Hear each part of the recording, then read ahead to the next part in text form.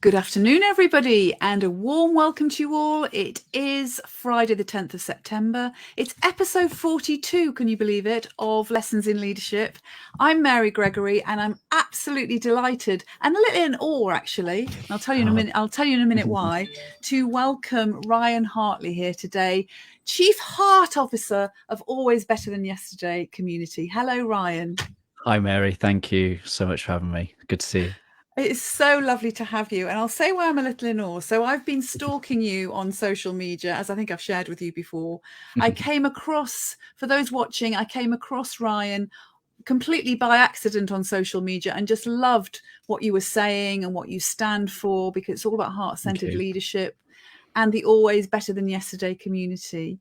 And then I watched your video with Matthew McConaughey, which was just phenomenal as well. So talking to him about his book, Green Lights. Yep. And I'm just thrilled that you've joined me here today so we can talk about your view on leadership, but also the personal lessons that you've had in your journey as well. So with that, then without much further ado, it's not about me doing all the talking. I want to get you talking. Tell us a bit more about how the community that you've created has evolved over the years and what drew you towards focusing on leadership and particularly the heart-centered side of leadership. Okay. I spent 12 years in the UK police service as a civilian. And as I progressed into my first line management position, I became a father at the same time. And I think that was priceless. I think it was really important for me because I kind of learned in the home that, you know, here I am doing 3 a.m. night feeds, sacrificing my time, my energy, trying to nurture this little human being.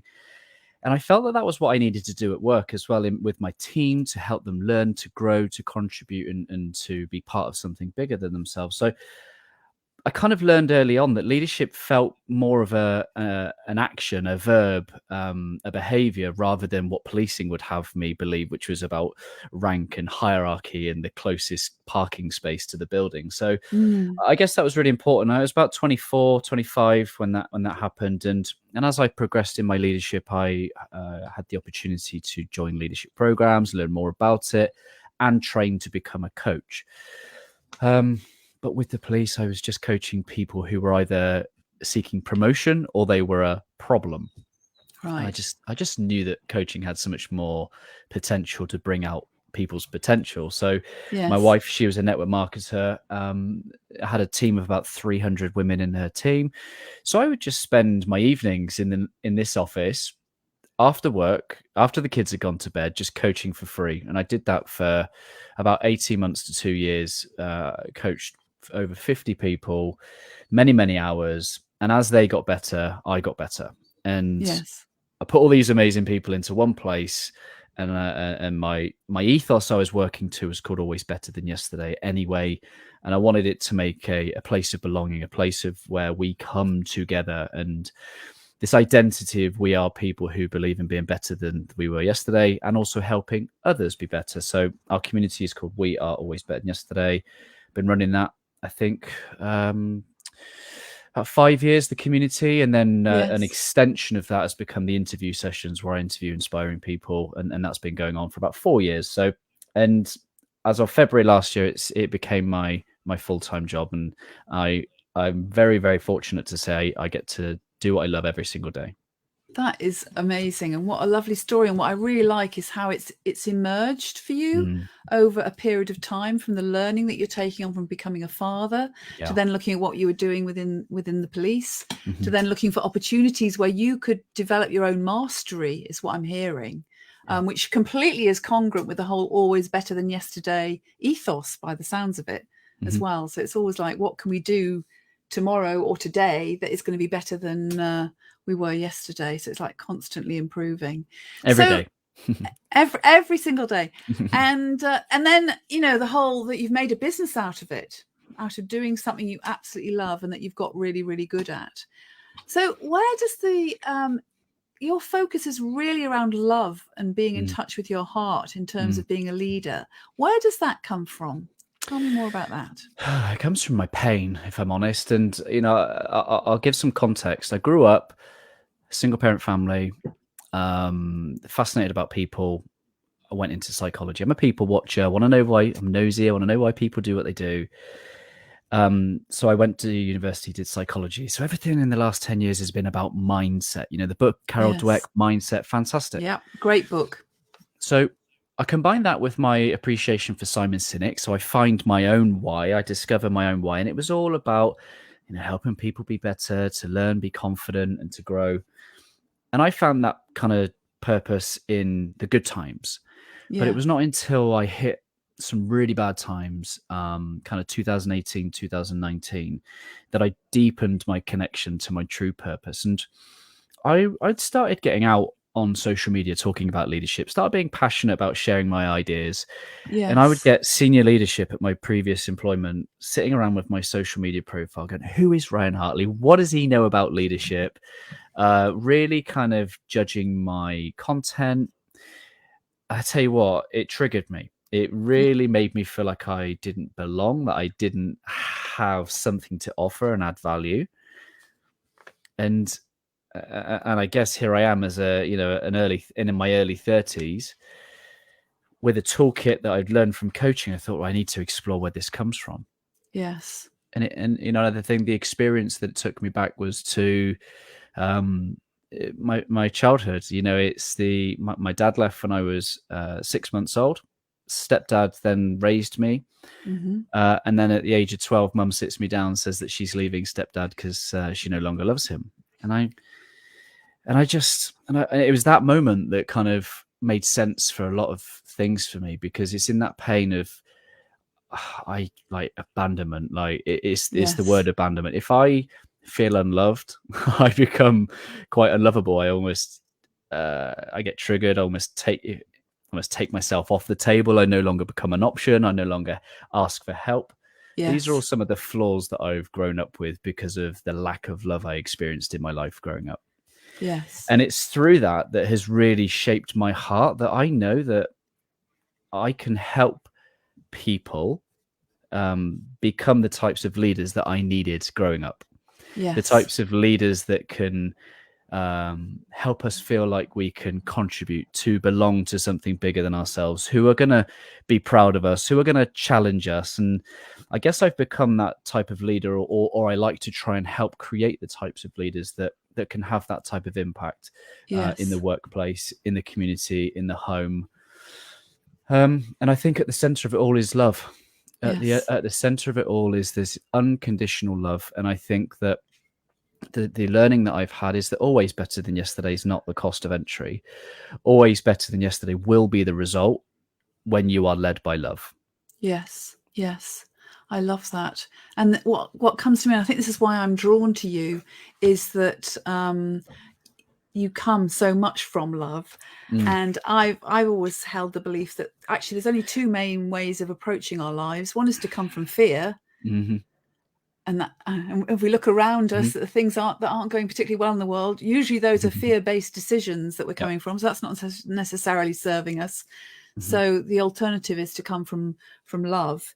And I don't know, are you familiar with Marianne Williamson? The name's familiar. She has a book called Return to Love. And in fact, it's often quoted as Nelson Mandela. It's not our light it's not our dark that we're scared of, it's our light. The whole thing that he did in his inaugural speech, it actually comes from that book, Return to Love. And she stood as candidate in the States and for the Democratic Party. She didn't get through, obviously, but she stood, and her whole thing was, well, how well is fear serving us? Because actually the way to come is to come from love completely. She's a complete stand for it. So I think that's why you appeal to me, and what your messaging absolutely appeals for me, particularly in the world, because I think business has such a huge impact on the lives that we lead and the way we show up in the world. And absolutely, love has such a place to play, such a role to play in making the world of work a great place for people. Well, the opposite world that I see is that not only do they lead by fear, but they lead by lack. And so often we've got mental health epidemics, we've got breakdown of family units, we've got all these things. And I think that's because from the minute we wake up, the messages we receive is that we lack in some way. Yes. We have had marketing that, in Johann Hari's book, Lost Connections, he describes marketing as at its best when we're left to feel inadequate without the product. And we're getting subject to those messages all the time. And Yes. because love doesn't sell. Love Yes. says, hey, you have all that you need. Yes. But if you'd like to enjoy these things, then fine. But we don't. We get made to feel inadequate, like who we are is not enough. And that is an attack on the soul, which I just want to be the voice to let people know that we have to go connect with the heart, lead from the inside out. Because if we lead from the mind and we get convinced that we need to do more and have more so that we become more, it leads to the penguins of Madagascar moment, which is when we look around and we've achieved great things, but none of it really matters. Yeah. Yeah. Well, there's that great line, you can't actually eat money, can you? But, No. we're destroying trees, we're destroying the planet in order to make money, which isn't necessarily the right way around. We got kind of disconnected from nature as we've become more consumerist. This is it. And you referenced my title, Chief Heart Officer. That's kind of tongue-in-cheek, but I mean it seriously, is that the purpose of business is only ever about people. It's only ever about solving problems with good people, through good people, for good people, right? So all businesses have a heart. Claude Silver is the inspiration behind the title Chief Heart Officer. She is the first Chief Heart Officer I've ever seen, and she works for Gary Vaynerchuk for VaynerMedia. And it's true. I think all businesses, they have a heart, and the culture and the people are the heartbeat. And for me, always better than yesterday comes from my heart. Yes. But my job, my sole job is to try and articulate and communicate that. Yes. So that I attract the people who believe what I believe. Yes. And I get to serve those who need the gifts that I've been given, because we've all been given gifts and skills and talents. Yes. They're in part for us because they feel good when we use them, but they're for the people in the world who need them. And that's why it's Chief Heart Officer. I've been given a heart for something unique, something particular. That's my gift. And my sole job is to help others find theirs and then give that to those who need it too. Yes. So what would be, just to explore this in more depth, because I think, we need both heart and mind. We can't just let go of our minds altogether, although there's times when we need to let go of them in order to entertain possibility, for example. What would be an example where heart would be, it'd be much, I'm just thinking of people who are watching who don't understand the concept of heart. So what would be an example of when heart should really be the one that's in charge? Well, they're both equally important. Yeah. And I think we're so used to the phrase mindset.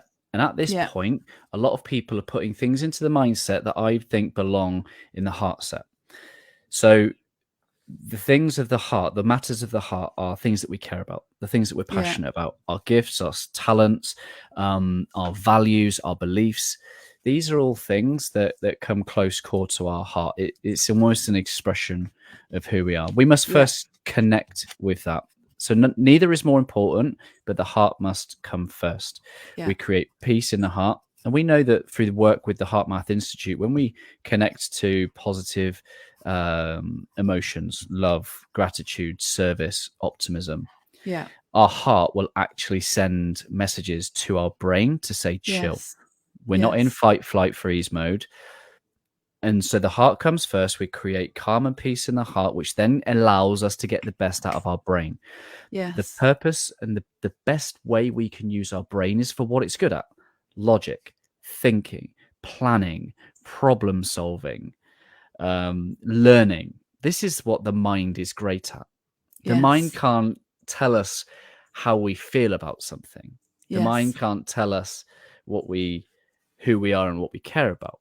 It's a construct, but what it is really, really good at is learning, planning, overcoming, and being intentional.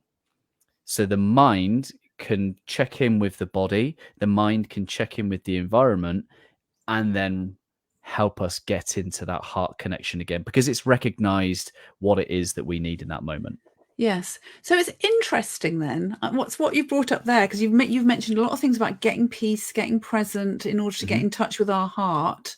And yet we call it mindfulness. That's been the trend, hasn't it, over the last years, that get mindfulness. So we're mindful of things, but actually we should get heartful, shouldn't we really?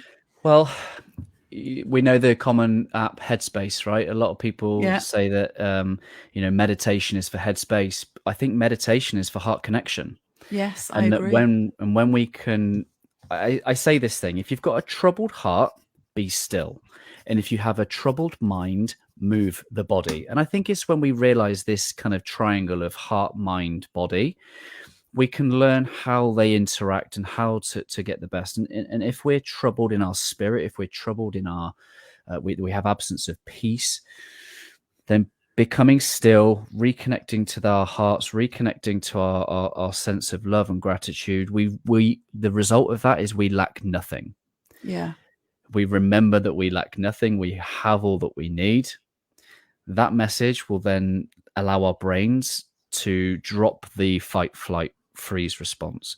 We'll have Right. access to the greater powers of our mind, which is the human side of things, which is the Yes. ability to think critically, the ability to choose our response rather than simply react. Yes. And it's in that state that we get clarity.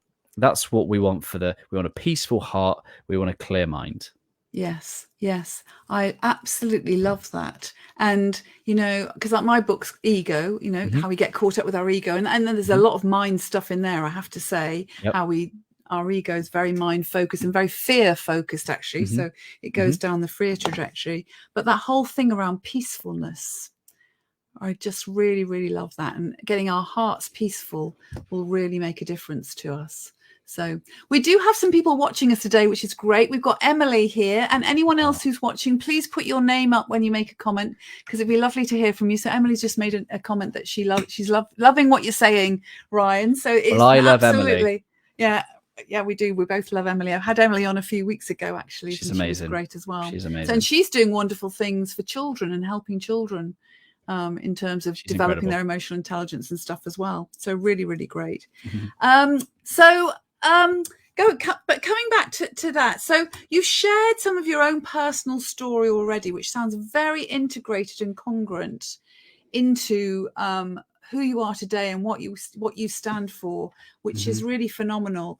But I focus very much on lessons in leadership in this, and you've shared lots of lessons already, so it's not that you haven't, but I'm particularly interested in exploring more about a personal lesson that you had. So you spoke about your dad leaving and how your mum was when you were small and your need for love. I'm just wondering if there's a moment you'd like to share with us beyond those situations, or maybe it comes from that situation where it really, for me, it was the ending of my marriage. Actually, it really caused me to sit back and think, what's going on here? And I had this big aha moment around, I've got to be responsible for creating my own life. That was my own kind of lesson. So I wonder if you've got a story like that to share with us today.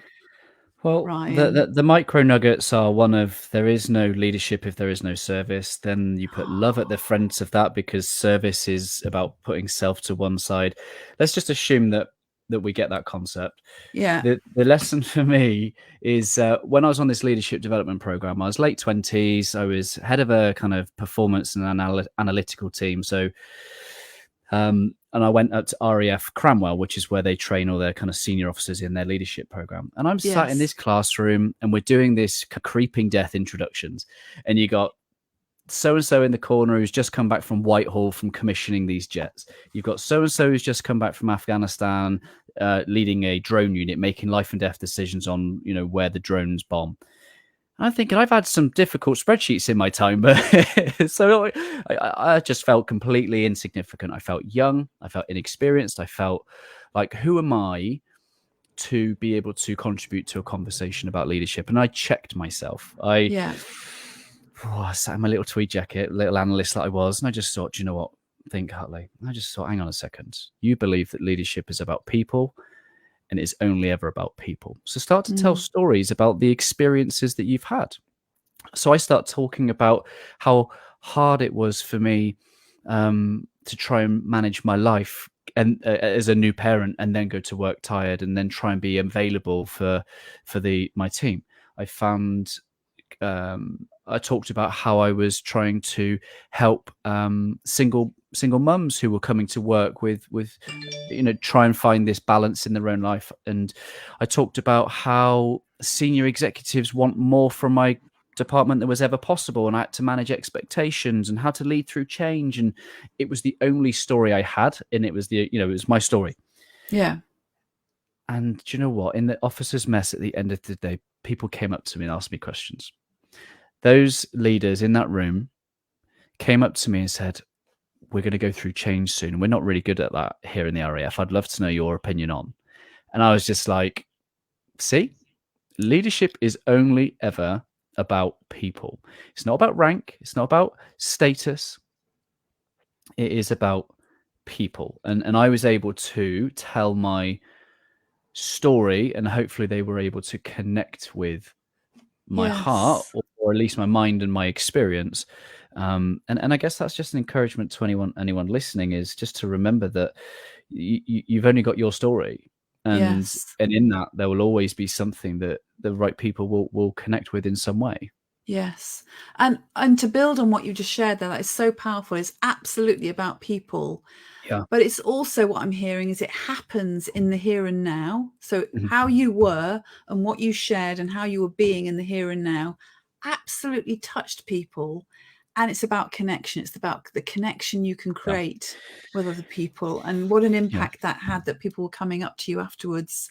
You really stirred that room, is what I'm hearing. Yeah, it was profound for me. As a young, I probably needed validating. I was probably at the core both courageous and insecure at the same time, just because of that, made to feel like I didn't really belong. It's like I'm so stubborn that there's that balance between wanting to fit in, but Yes. wanting to be able to express myself. And over the years, I found that my desire to express myself has naturally led me to be putting myself into positions more of outside of that comfort zone and belonging. Yes. I think, we talk about heart-centered and courage. The root of the word courage, cœur, is French for heart. Yes. So to have courage is to show up with heart. And I think in that moment, I expressed my heart, and in doing so, the vulnerability of it's vulnerable because I had no control over whether those people went, "What's this kid talking about?" Yeah. Yeah. And I was courageous because I wasn't in control of their reaction. But in Yeah. doing so, I got the gift of those interactions, and it was a gift for both of us. They heard my heart, and I then got to have the gift of great conversations with those people after. Yes, yes. And I'm just unpicking this in a bit more depth, because I'm just absolutely fascinated by it. And I don't know whether you'll be able to answer this or not, but what really, were you conscious of being courageous at that point, or was it just you had to speak as you spoke? I think if I'm talking heart set, courage is front and center of my heart set. It is kind of who I am. Yeah. I've made a commitment to show up, to be and express myself. So I guess it's something I've built over the years, that it's become part of my identity. Yeah. Not in an arrogant way, but I almost said it in a minute ago, like in a stubborn way. I've made a commitment to myself in my life to be able to express myself. Yes. It doesn't always go well, but I speak to my wife, for example. She will say about how direct I can be.